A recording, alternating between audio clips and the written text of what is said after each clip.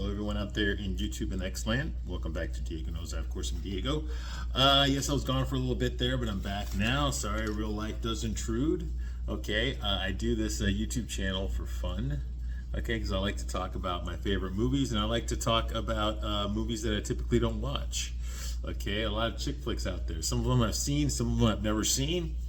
And what I want to do here is I want to give you a straight man's point of view, which means that if a typical guy, okay, ordinary straight guy, okay, watches one of your goddamn fucking bullshit chick flicks here, okay, I'm going to tell you what's realistic about it and what's not. Now, and obviously, a lot of you are smart women out there, okay? You know that a lot of these movies are bullshit, okay? But, you know, for that hour and a half that you're watching it, you kind of invested, okay? You pretend that this is really happening and shit. The problem is that a lot of you women out there, you know, you watch shit like this, and then you think this shit's going to fucking happen to you in real life.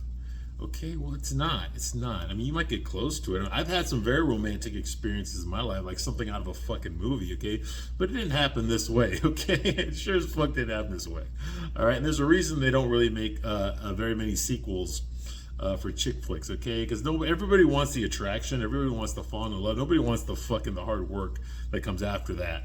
Okay, that's the part that fucking sucks, all right? And the movies that deal with people that have been married for a long time, that's not the point of the story. They're just married for. There's another story going on there. Okay, that's taken for granted. Okay, so what these movies deal with is not so much. What love movies deal with is not so much about a healthy relationship. What they deal with is longing, is the attraction. Wanting to be with someone that you can't be with for whatever reason. It's the typical Romeo and Juliet, the forbidden love. Okay? Loving someone who doesn't love you. Okay? And getting someone to fall in love with you that you want. You know, that kind of bullshit. Okay? That's typically the rom-com genre, the romance genre. Okay? That's mostly what chick flicks are, is they deal with that shit. Okay? Whereas men, we're more direct. Okay? We don't need the fucking flowers or the fucking chocolate or any of that kind of shit. All right, we don't need you to fucking take us out on a fucking date, okay? We do that shit because we're taught to court women, okay? Now, I'm sorry to say this, ladies, but that's kind of fucking going out of style, especially in the western part of the world. Okay, romance is fucking dead, in case you haven't noticed it. That's why watching a movie like this, like Boomerang, you know, it's 31 years old, man. It was a long time ago. And I saw that movie. I rented it from Blockbuster Video after it came out on VHS. Yeah, VHS. Okay, so that was a long time ago. Okay, and even back then, romance was dying out. Okay, so now it's pretty much gone, man. You don't need fucking romance. All you need is a fucking cell phone. That's all you fucking need. You know, you go on fucking Tinder, okay, Bumble, fucking OkCupid. That's all you fucking need. Okay, you get laid like that. You don't have to go through any of this song and dance bullshit. Okay, what it comes down to is it just comes down to your look. What do you look like? How much money you got? That's pretty much what it comes down to. Okay. Women want the best of the best, even more so now because this generation has been taught that they're entitled. The fact that they're alive and they're breathing and they're turning food into shit, that means that they're entitled to the best. If you're a woman, if you're a girl, you're entitled to the absolute best that life has to offer. Okay, and nothing else will do.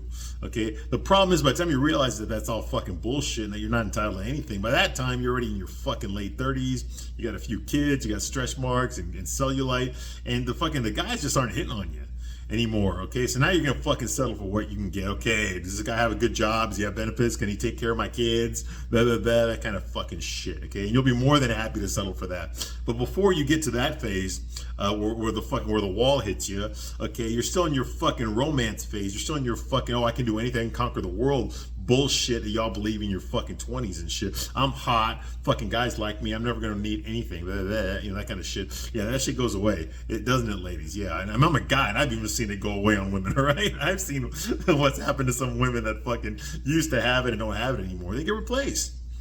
They get replaced by the younger generation. There's always a younger generation. You know, you girls fucking, you're 23 years old, you think that fucking you're just gonna be like this forever. The real thing you need to think about is what are you going to do afterwards? You got to have some sort of a backup plan. If all you do, if everything you have is based on your looks, oh my God, your looks are going to fucking fade. Okay, even me, dude. I mean, I don't look the way I did when I was in my 20s, but you know what? I would never go back there. I would never go back to. You know why? Because I'm a lot older now, but I'm wiser now. Okay, I'm more experienced now. I've done more things. I've learned more things. I've read more books. Okay. Yeah, the 23-year-old me, yeah, I was better looking than I am right now, absolutely. But you know what? 23-year-old me had fucking very little self-confidence. Okay, I needed to be fucking ego stroked all the fucking time. I needed people to tell me how good I was, or else I didn't believe it. Okay, I didn't have as many sexual experiences as I ended up having, so I wasn't that good in bed as I became later on. I'm not puffing my own Peter. I'm telling you right now, in my 20s, I wasn't as good. Right? There's plenty of women that can attest to that. Okay, I wasn't very good. Because I still hadn't fucking figured, I was still figuring that shit out, okay? See, that's the difference. You see what I mean? Like with men, like as we get older, we get more experience. I definitely have a fuckload more money now than I did back then. I mean, holy shit, man. I was broke as fuck in my 20s, okay? I mean, I had to go in the fucking military just to pay for fucking college. You know? I mean, that's what I had to do. I had to fucking get shot at, okay, in order to fucking go to college, all right? Because my family didn't have the money to fucking send me to college. You see what I mean? I wasn't born with a silver spoon in my mouth. I had to earn everything, you know? So, I didn't have the experience, I didn't have the wisdom, okay? But I do now, and I have a lot more self-confidence now than I did back then. So I'm actually better now at my age than I was back then. You see what I mean? Girls don't necessarily are not better when they're my age, okay? Not as far as that stuff goes, as far as the attraction goes. Now, hey, I'm not taking anything away from career women out there. You go to school, you bust your ass, you climb the corporate ladder, you become a professional this, a professional that. Okay, you're a boss bitch now. Okay, now you've got money. Okay, now you own your own house, okay, and all that kind of shit. You went to school, you worked overtime, you did all that fucking shit. That's all fine and great. The only problem, as far as like now you're ready to have a family. The only problem is that fucking guys don't give a shit about that stuff. We don't care, okay? A guy who's making fucking 6 figures a year, dude, he will date the fucking girl that works at Taco Bell if she's hot and she's nice to him. He'll date her with no shame. But the woman that's making fucking 60,000, I mean, that's making fucking 6 figures a year. Okay, do you think she's gonna date the guy that works at Taco Bell? No, she's not. She's not. You see what I mean? That's the fucking difference. Okay, guys don't care about that stuff. Women do. So the only thing that a woman wants to date, if she's making 6 figures a year, she wants to date a guy that's making 7 figures a year. Well, how many guys are available? Okay, and then you got to remember, she's in her fucking late 30s now. She ain't the fucking young, hot 23-year-old she used to be. Okay. So if a guy is making 7 figures, who do you think he's gonna fucking go with? You think he's gonna go with her? Or is he gonna go with the younger, hotter? He's going with the younger, hotter girl. Now, I'm not taking anything away from the woman. Let's say for example, she's a professional, she's a doctor. Let's say, for example, she's a doctor in medical school. She did all that stuff, and now she's a surgeon. She's a fucking department head at her hospital, all this fucking shit she earned. Okay, but all that stuff's great, but it doesn't make you more attractive to men. You see what I mean? That's the fucking difference. And what we're getting now in Hollywood and TV shows, you know, all that stuff. Now what we're getting is that these feminists are telling women that's what you need to be. You need to be that fucking doctor. You need to work your way through medical school. You need to fucking do all that shit. You need to have everything so you never have to rely on a man. Okay? But by the time, if the women get there, if they get there, okay, we're assuming that they don't get fucking, you know, pregnant or any of that kind of fucking shit, or they fall in love with a poor guy or any of that kind of fucking stuff. Let's assume they get there. And what do they got to show for it? They got the house, they got the career. I'm sure they can afford to go to the Bahamas every fucking year for vacation. Maybe they can go to Fiji or some shit for vacation. I'm sure they go to some great fucking parties in Dubai or whatever. But how does that make her more attractive to men? It doesn't. It doesn't. See what I mean? And the guys that can take her there, that they can pay for her to go there, those guys don't want to date her. They want the younger girls. Okay? And the cycle repeats itself over and over again. You see what I mean? Boomerang, this chick flick here that we're talking about today, okay, deals with the reverse of that. And what I mean by that is that Marcus, okay, that's Eddie Murphy's character, the main character of this movie. He's a player. Okay? But the stuff that happens to him is typically the stuff that happens in a fucking chick flick. Okay? You know, the love triangle. Okay? It's always like the girl who's fucking unsure. Should I go with fucking Jacob or should I go with Edward? I don't know. And they managed to spread that out across was it 6 fucking, I don't know, I didn't watch them. 6 movies of that shit? Okay? Well, this movie does it all in one, but now it's the 2 women competing for Marcus. Okay? So he swept this fucking chick flick script around. So the main character is the guy, okay, and the women are the one that are fucking circling him, okay? He's the one that's dealing with his emotions, okay? So yes, that's what they did, and I think I know why this happened. I think it's because Eddie Murphy, if you've ever watched his stand-up, he gets very personal up there. He makes jokes about his own life. He has to. That's the only way he can laugh at himself. Okay, is to make jokes. Okay, you got to remember Eddie Murphy became a mega superstar at 18 years old. At 18 years old, he was headlining Saturday Night Live. He became a major movie star at eight fucking teen years. He wasn't even old enough to drink.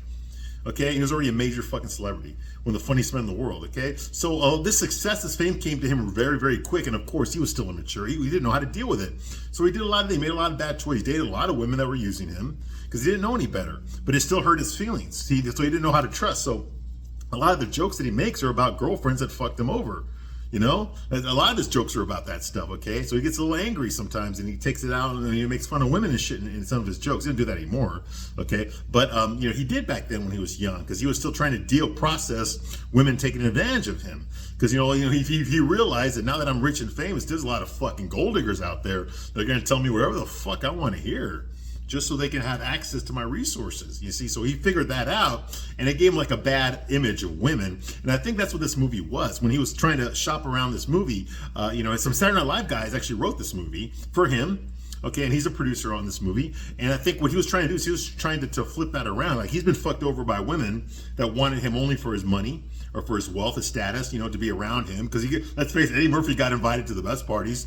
If you're a starlet, if you're trying to get a job in Hollywood, and you go out with Eddie Murphy, you're gonna meet all the right people at the parties, okay? You're gonna get to fuck the right people if you hang out with Eddie Murphy. You see what I mean? So a lot of women were using him for that. I think he got bitter about it. And so this was like his way of flipping it over. He's tired of fucking, here he is getting fucked over by women left and right. Okay, well, I don't feel sorry for him because he was fucking some of the hottest women in the fucking world. I mean, Jesus Christ, he was fucking Sylvester Stallone's wife. Sylvester Stallone's wife behind his back. Okay, he was fucking Rocky's and Rambo's wife. Okay, so no, I don't feel sorry for him for girls fucking him over. Okay, but I think that he felt sorry for himself because he's selfish, he's narcissist, he's admitted to this many times. Okay, and I think that's what this movie was. It was this way to be like, okay, when here I am getting my heart broken by these rich fucking gold digging beautiful women, But all I ever see as far as relationships goes, is the woman that got hurt, the girl that got hurt by that asshole man. So he decided he wanted to make a movie where that flips it around. No, this time it's the guy.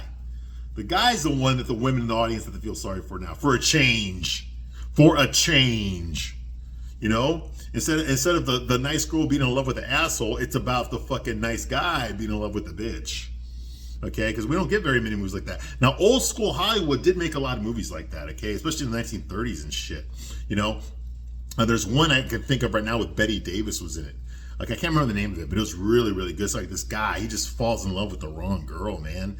And even though he eventually meets a girl who's nicer to him and respects him, he still fucking can't stop being in love with this piece of shit fucking slut that he meets in the beginning of the movie, like he can't break away from her, God, I wish I could remember. I wish I could remember the name of it. Maybe I'll think of it later. Okay, but so like, that's kind of what's happening here. Okay, is he's in love with the wrong girl. Now we've seen that movie over and over again. The girl that's in love with the wrong guy. Hey, we've seen it in real life too.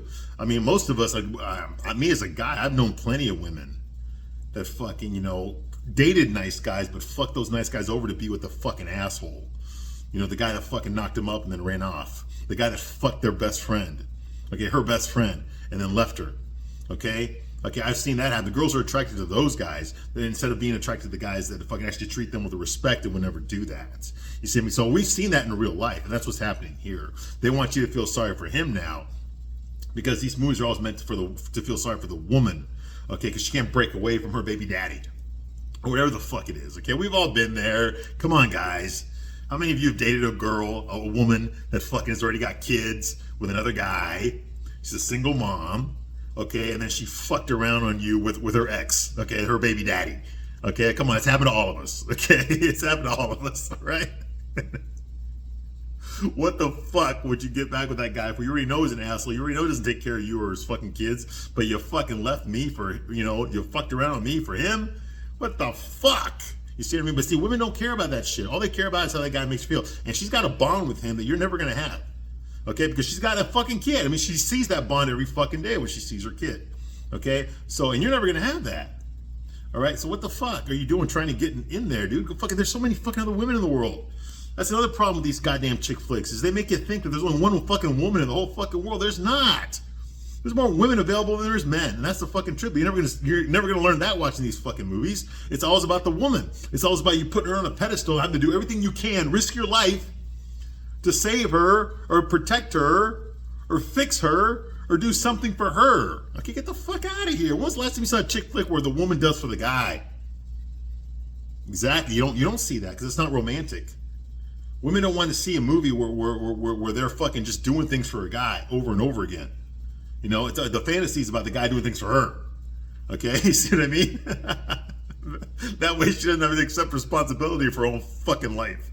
Okay, that's the real romance right there. Not the fucking attraction shit. That can come and go. There's lots of people you'll see every fucking day they're gonna be attracted to. Okay, you see what I mean? This is bullshit. It's fucking bullshit. It's all manipulation, all right? But anyway, I'm Diego. I'm gonna give you Shaman's point of view. The real question you ask yourself is, can you handle it? Can you handle the truth? Because that's what you're gonna get here, all right? Now, where we left off last time, okay, in Boomerang, is Marcus. Marcus, like I said, Eddie Murphy's character. He's a vice president of marketing for Lady Eloise now. His company got bought out by Lady Eloise. Okay, and they have assigned Jacqueline to be his supervisor. Okay, so she's the department of all adverts. She's the marketing head. She's the head of marketing. Okay, he's the vice president. Okay. And of course, she's his boss. It's Robin Givens' character. Okay, she used to be married to Mike Tyson. Okay, she plays Jacqueline, strong, independent, gorgeous, fucking boss bitch. Right, you know, and of course, Marcus is in love with her from the moment he saw her. He's been trying to fuck her, and he finally does fuck her. But then she kind of blows him off afterwards. So that shakes his self-confidence. So now he becomes, you know, very depressed and sad. You know that you know she doesn't want to see him anymore, and blah blah blah. You know, well, when he was dating her, she was telling all the women at work about what he's like in bed. Now she was giving an A+, which I wouldn't have complained. Man, that'd be like that's what you want, asshole. When you're fucking a girl at work, you want her to give you a good grade, okay? Because she's gonna tell everyone else, right? But he gets offended that I would have been pissed off if she'd give me an F or something, yeah, okay? But no, she was giving him A+. So all the women at work know he's fucking good in bed. All the ones that are, you know, he's very well paid, he's well dressed, he's charming, it's Eddie Murphy. Of course, he can make you fucking laugh, okay? So yeah, so he got offended that she was telling other people at work how good he was in bed. Okay, like that's a problem or something. But this movie's supposed to be a problem because it's an invasion of privacy. He feels that the shit, you know, it's like me too. You know, like I tell girls, I'll say, hey, listen, our sex life, that's between you, me, and my friends, and that's it. All right. Okay. Anyway, all right. Yes, hypocrite. Whatever. The point is, yes, we already know. Okay, we act like we don't know, but we know that fucking girls tell their girlfriends about sex, about what it's like to fuck. Okay. And guess what, ladies? We do it too. Okay, you're not gonna see that in a fucking movie. Well, maybe you will. Okay, but we know that you do it as well. Okay, so let's not pretend, okay, that you're so fucking moralistic and we're scum because we brag about our sex. No, we do brag about our sex lives, but so do you.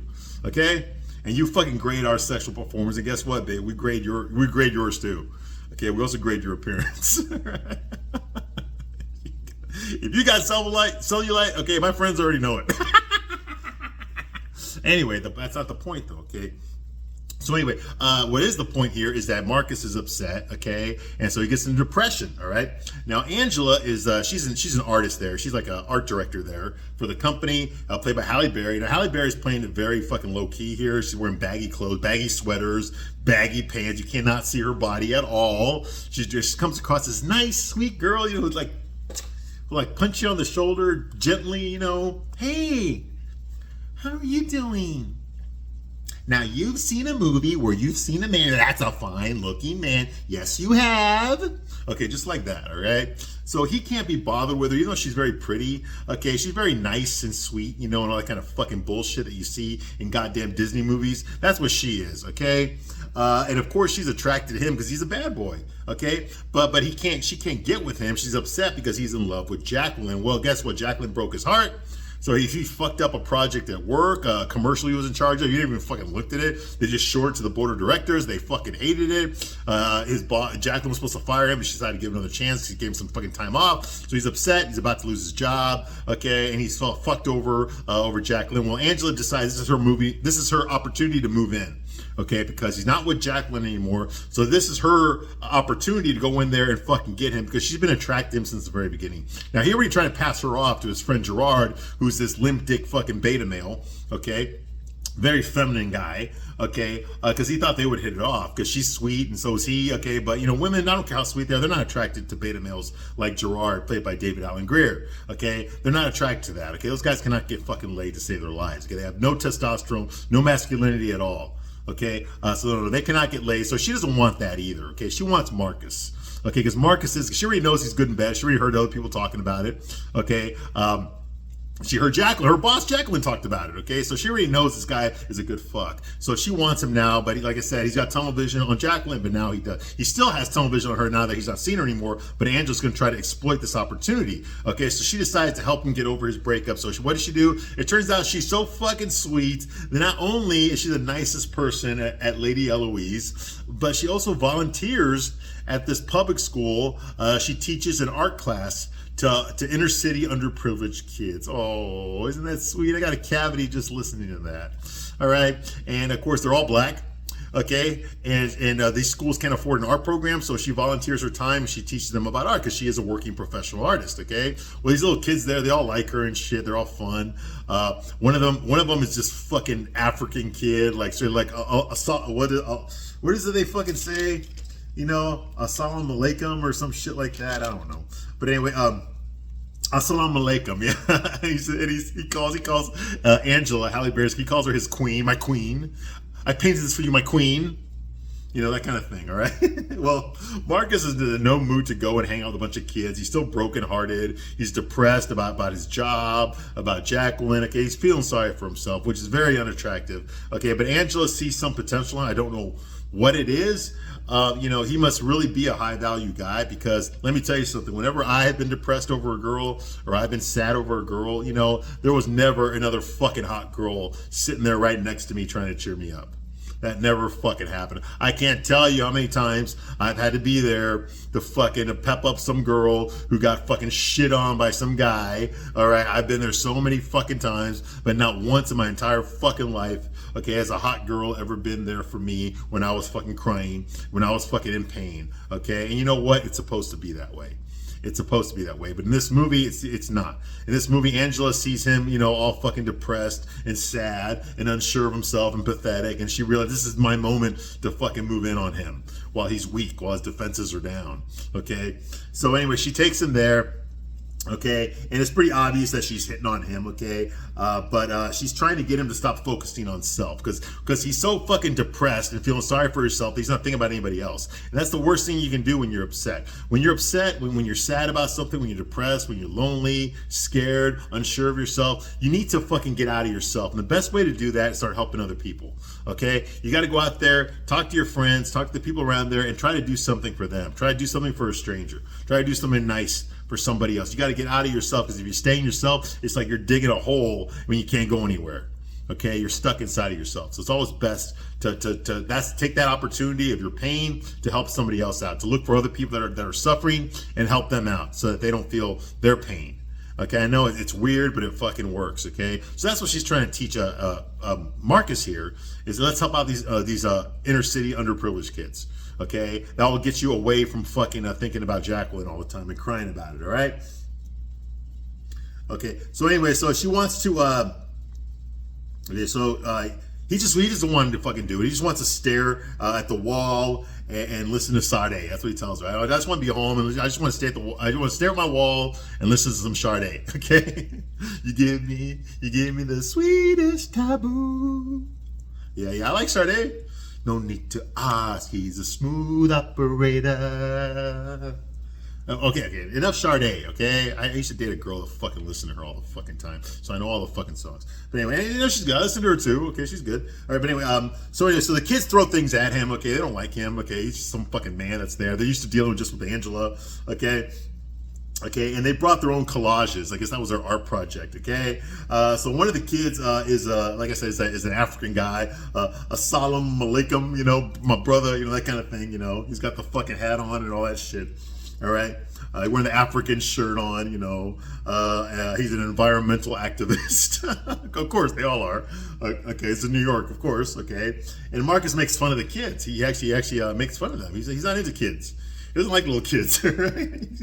He criticizes their work. Okay, this girl brings up this painting that she did. He's looking at it. He's like, well, why are the fish on the floor? She's like, because I want them there. Okay, and then this is the sun, and this is the water, and and he's like imitating her, but while she's doing it, he's imitating her with his hand. You know, he has no respect for these kids. You know? Okay. Angela tells Marcus, hey, listen, art is abstract. Okay, it only needs to make sense in the artist's mind. Okay, it only needs to make sense in the artist's mind. Okay, now later on, he tells Angela that he did have fun when they're leaving. He tells her, okay, I had fun. It was fun. She's like, come on, admit it. It was fun. You had fun there. You know, he just wasn't in the right mindset. Okay, and she tells him, he's like, you didn't think about Jacqueline one time. Okay, when you were in there. Okay, not once when you were in there. For that hour that you were in there, you never once thought about Jacqueline. Okay. You know, so, you know, or the Strange commercial that you fucked up. He was in charge of making a commercial for Strange. That's Grace Jones' character. I don't know what the fuck she is. She's some weirdo. Okay, but the commercial, that he was in charge of it, but he never even looked at it. He just let the fucking director do whatever he wanted. And it ended up being like a fucking horror show. It was like, yeah, that skeleton face, and Strange gives birth to a fucking bottle of pretty gross, disgusting. Okay, and that's the reason he's in trouble. That's the reason he's in the shits with his job, because he wasn't paying attention to his job. He was too busy fucking being heartbroken over Jacqueline. All right, so yeah, so that's going on here. Okay, and now he said this is true. Like I said before, he's over here helping out these kids. It made him stop thinking about Jacqueline, which is the best thing for him. So Angela was actually right. She got him out of self. Okay, quit focusing on yourself, quit focusing on your problems, start looking at other people, start helping out other people. Okay, it gets you away from feeling sorry for yourself. That's the point. All right, this is true. He says it was inspirational for him to go hang out with those kids. Okay, and this gives Angela an idea for a new Strange commercial. Okay. So they do some video editing. They go back to work, okay? And the video editor there, it's Melvin Van Peebles. I recognized him. Okay, Melvin Van Peebles, for those you don't know, he's one of the founders of blaxploitation cinema in the late 60s, early 70s. He was the one behind movies like fucking Dolomite and shit like that, you know. And my favorite one is Sweet Sweatback's Badass Song. I am not making that up. That is a real fucking movie. Look it up. I've seen it. Sweet Sweatback's Badass Song. That's a real fucking movie. Okay, anyway. This is the era of Shaft, of Dolomite, of Superfly, Blackula. Okay, yes, it's one of those movies. He was one of the guys that did that, okay? Melvin Van Peebles. And his son, later on, his son is Mario Van Peebles, who did New Jack City. Okay, and Posse and some other shit. He doesn't do anything now. Okay, but he acted too. He was in this fucking werewolf movie I saw that I still have around here somewhere. Under the Moon or some shit. Anyway, the point is, it's Melvin Van Peebles. I recognize him. He's a pioneer in blaxploitation cinema. He's there. He does the editing. Okay, so he works with Angela, and of course Marcus is there to observe. Okay, and they start pulling out these clips of Grace Jones from different events that she's in, different galas, different parties. Okay, all that kind of red carpet events, that kind of shit. They start clipping together a bunch of fragments from that, news clippings and shit, and they put together a commercial. Okay, which is a lot better than the piece of shit they turned in earlier. Okay. So they do some video editing, okay, and yeah, and that's going on, okay, and they have an argument over whether they can see her nipple. She strips off her clothes in one scene, and they can't show nudity in a commercial, so they're like, is that a nipple or is that a shadow? And that's actually a big deal in this fucking commercial process. All right, so the next scene here, Angela and Marcus, okay, they're hosting a party for Gerard and his parents. Now, Gerard is played by David Allen Greer. Like I said, he's the beta male. Marcus has two best friends. One's Tyler, that's Martin Lawrence. He's this fucking wannabe alpha male. Like, he's all like, hey, man, that fucking racist, man. I be getting mine. He's basically fucking Martin from fucking his TV show Martin, okay, which was going to come out later on that year. Okay, remember this is 1992. Okay, Martin, yeah, that one, yeah. Okay, so he's there, okay. And that's one of his best friends. The other one is Gerard. Gerard's played by David Allen Greer. You remember him from fucking In Living Color. Okay, he did a lot of skits on that show. If you remember Men on Film, okay, from In Living Color, that's where he played this gay guy named Antoine Merriweather. and Martin, was it Damon? Yeah, Damon Wayans played another gay guy called fucking what was his name? Antoine Merriweather and Blaine. Yeah, Blaine Edwards. There's these two gay guys, and they would always review movies and review sport events from a male point of view. Okay, they never said they were gay, but it's so obvious they're fucking gay. Okay, you know, they drink the champagne, go like bottoms up. You know, shit like that. It's fucking hilarious. Anyway, he was one of them. Okay, he was on there. He was on Living Color. He did a lot of sketches on that show.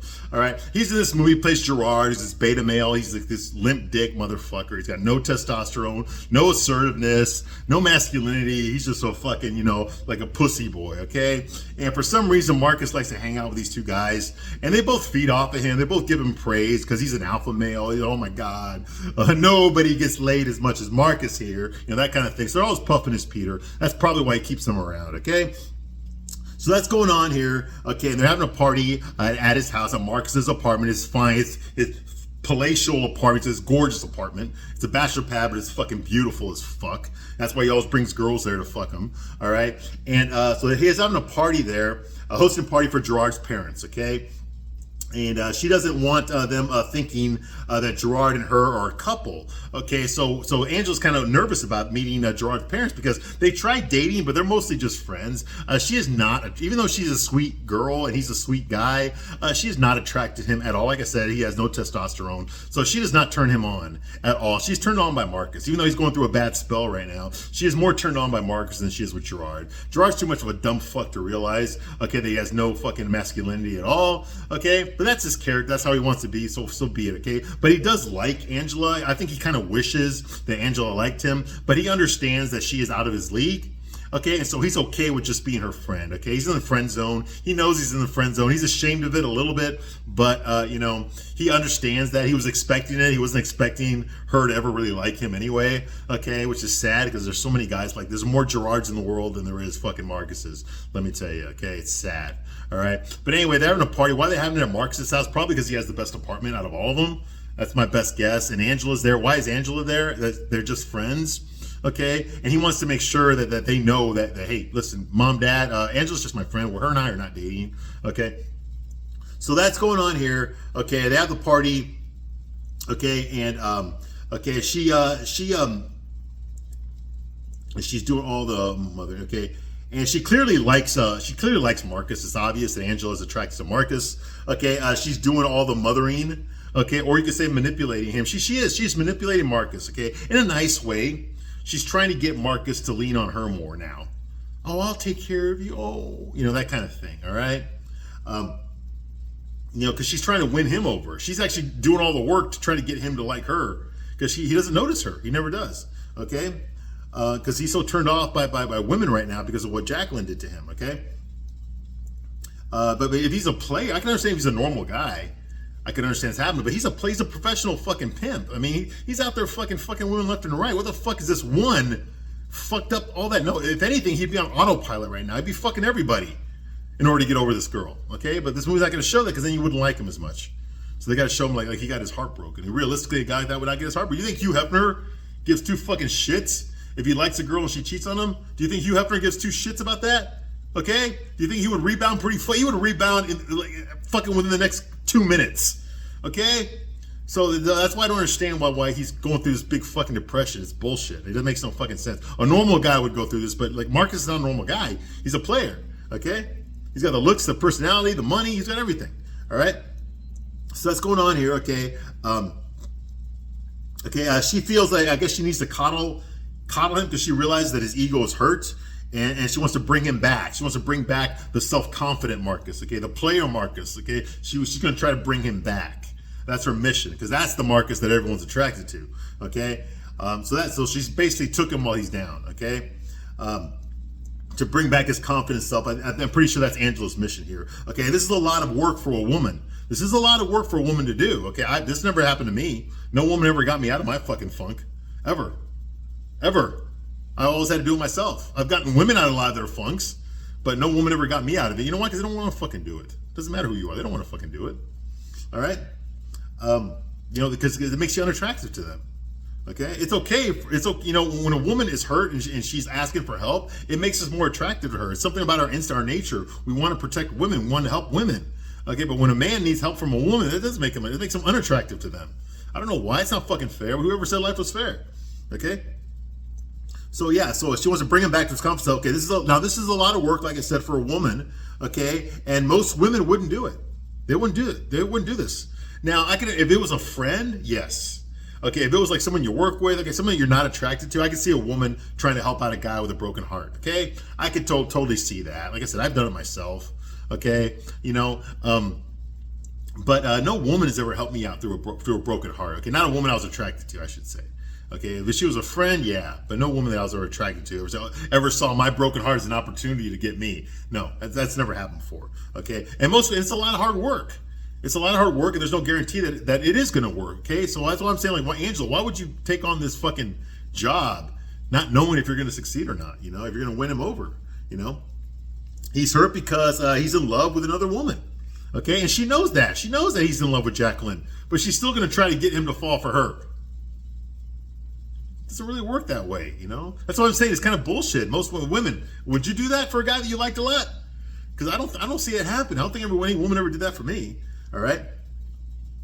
So she wants to bring him back to his Mac Daddy self, okay? His Mac Daddy personality, because that's who she loves, okay? And most women would not bother. They wouldn't bother. It's not their job to fix the guy. It's the guy's job to fix himself, okay? And I do believe in that, all right? So anyway, Gerard's parents, they show up, okay, and they are a big embarrassment to everybody there.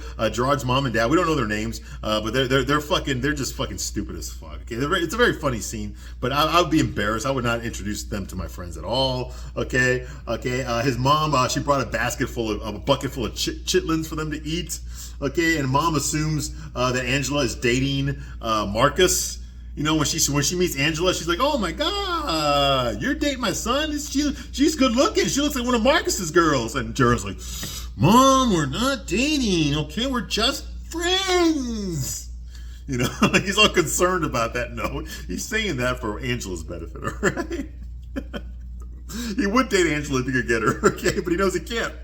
So that's why he's acting this way, okay? Because she's too pretty, okay? So anyway. So Marcus sarcastically asked Mr. Jackson, I guess that's his name, Jackson, okay, on his fashion sense, okay, because he's wearing this fucking 1970s fucking, remember, it's 1992, and he's wearing a fucking 70s fucking suit on or some outfit on, I don't know what the fuck it is, okay, his 70s clothes on, okay, and he's got a mushroom shirt on, and Marcus, hey, look at that, because Marcus is very posh. Okay, he knows all about men's fashion. He wears some really fucking expensive suits. Okay, he wears Armani. Okay, so he knows his fashion sense. So he looks at this guy, this old man. He's like, "Oh my God, dude, you're dressed like a fucking retard." He's like, but he's making fun of him. He's like, "Oh my God, that mushroom! How could you pull that up? That mushroom shirt! Oh my God, Mr. Jackson!" You know. He's like, "Well, Marcus, here, you know, mushroom shirt. No. See, you got to learn how to coordinate. You got to coordinate. Okay, the mushroom shirt. You can't stop there. No, you can't say no. You can't stop with the mushroom shirt. No." Look, you see it. He pulls out his belt. He's got a mushroom belt. He's like, "Oh my God, Gerard, do you realize that your dad has a mushroom belt on?" He's like, "Yes."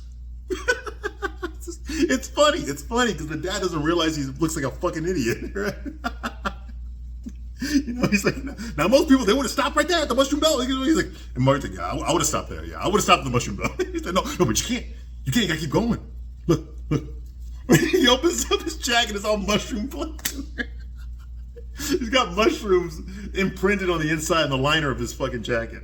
He's like, "Gerard, do you realize that your dad has a mushroom?" Yeah, so you can see where it's going, okay? So of course Gerard's embarrassed as fuck. All right, but it is a funny scene, okay? At dinner, they compliment Marcus' cooking because they're eating his food, and he tells them the truth that I didn't make this food. Angela made this food. She cooked the food. She just used my kitchen to make it, but she's the one that made the food, all right? You know, and then of course, Mr. Jackson complains that all he ever eats at home is pork. All his wife ever cooks is pork, and she's like, "You didn't marry me for my cooking." He's like, "Oh, ain't that right, baby? That's right. Look at Junior. How do you think Junior over there got here? Yeah, bam, bam, bam, bam, bam, bam, bam, bam, bam." Oh my God. If those were my parents, I would have fucking lost my shit right fucking there. And you can see it, Gerard's like, "Why do you always have to embarrass me every time we go somewhere?" Oh my God. He's like, "Oh, you see that stuff? That's your son. That's your son right there." He's like, "All right, I'll let it go. I'll change the subject. So Marcus here, I hear some woman's got your pussy whipped." Now Marcus is like, "Oh shit." It's funny. It's funny. You know, he's like, some girl at your office got your pussy whipped. He's like, you gotta reverse it. Don't get pussy whipped. You gotta whip that pussy. You know? Bam, bam, bam, bam, bam, bam, bam. I can't do it justice. It's just hilarious. It's hilarious. It's fucking funny as shit, all right? Okay, so Gerard, later on, the next scene, Gerard is all fucking upset because his parents have been in the bathroom for an hour. Marcus goes up and says, what's wrong? He's like, my parents, man, they're in there fucking. Then they come out of the bathroom and he's pulling up his pants and shit, and she's all fucking disheveled. And he's like, what the fuck? He's just like, Mark is like, oh my God, you know, I'm feeling sorry for myself over my problems. Look at Gerard here, man. This guy's got fucking problems that I will never have. He just gives him this big hug. Like, I'm so sorry, man. I'm so sorry. Anyway, so Gerard tells Angela good night. They're leaving now. He's going to take his parents home. She offers to go with him. He says, no, it's all right. I got to take my parents home. So that's going on here. Meanwhile, Tyler, that's Martin Lawrence's character, he tells Eddie, he tells Marcus that he's not going to hang out. He says, hey, man, I got a date right now. Hey, remember that time I was in the ER? Okay, remember that? Remember about that fine girl I met when I was in the hospital? Yeah? Baby got her stitches at. Ah! So he's going to go get laid. Oh my God, man. You get David Allen Greer, Martin Lawrence, and Eddie Murphy in a scene together, and this shit's fucking hilarious. It's fucking hilarious, all right? So that's going on here, okay? And they're leaving. Tyler's leaving to go fuck some girl he met at the ER, okay? Okay, now there's a huge pile of dishes for fucking Marcus to clean, right? And it's pretty much up to the ceiling, all the dishes that are there. Okay, so at first he tells Angela, hey, listen, I got it, I can do the dishes. And then he's like, you know what, Angela? I think I'm going to take you up on your offer. So she's like, okay. So they end up doing the dishes together, okay? When they're done doing the dishes, they're exhausted, and they lay down on the couch together, okay? She's tired, he's tired, and they start watching Star Trek. Well, it turns out that, that Angela is also a Trekkie. She's a fan of Star Trek, all right? Which is bullshit. She's saying that because she likes him, okay? Women don't fucking like Star Trek, all right? And yeah, I talk from experience, all right? So, yeah, she's just saying that because she likes him. Okay, so Marcus says, like, well, man, you like Star Trek? Really, man? Man, Captain Kirk, man, he is the coolest, man. He's the coolest white man on the planet. Come, James, he's over his Kirk. Identify yourself through my sense of selection. Hey, William Shatner's the bomb, all right? I never actually watched Star Trek that much. I watched a few episodes when I was a kid. I never really got into it the way other people did, all right? I'm not that much of a nerd, okay? But anyway, so that's going on, and he starts explaining to her about Star Trek. Yeah, like she gives a shit. Okay, and she's just dozing off. She's got her head on his shoulder. She's just dozing off, falling asleep. And he explains to her how the guys on Star Trek, the guys that have the red shirts, they always get killed every episode. If you got a red shirt on, that means you're going to die. The main characters never get killed because they never wear a red shirt. All right? So that's going on. Okay, they always get killed off in these episodes, and that's true. Okay, and Marcus says, like, man, do you know what Kirk's first name is? She's like, Captain. No, it's not Captain. It's James. James Tiberius Kirk. Do you know what Spock's last name is? It's Jenkins. Yeah, man, his name's Jenkins. He's one of the Jenkins boys from Vulcan. I did not know that. I learned that myself watching this movie. All right, so anyway, so they fall asleep all the way up to the end. Okay, they fall asleep on the couch. They wake up because this is 1992, and back then, broadcasting television, it ended like at 2 a.m. You'd hear the Star Spangled Banner, and then fucking you got snow until the morning shows came on like at 5 a.m. Okay, so those few hours there would be no broadcast. There'll be no television. Okay, that's how old this fucking movie is. I remember those days. If you're old enough, you remember those days too. Okay, think Poltergeist. Okay, yeah, they're here. That's what was going on. So that wakes him up, and that kind of wakes her up. They're still half asleep though. Okay, and they just start kissing each other. Okay, and he's like, oh, what's going on? What are you doing? We can't be kidding. We can't be kissing. We're just friends. We're just friends. She's like, well, friends can't kiss. So she's totally fucking all about this, okay? She did this on purpose. This was no accident, okay? She's been trying to fucking get his fucking dick this whole time. So anyway, they end up fucking. They're kissing each other, and they end up having sex. And we knew this was coming. All right, I'm going to stop my review right here. But I'll be back shortly to continue my review of Boomerang.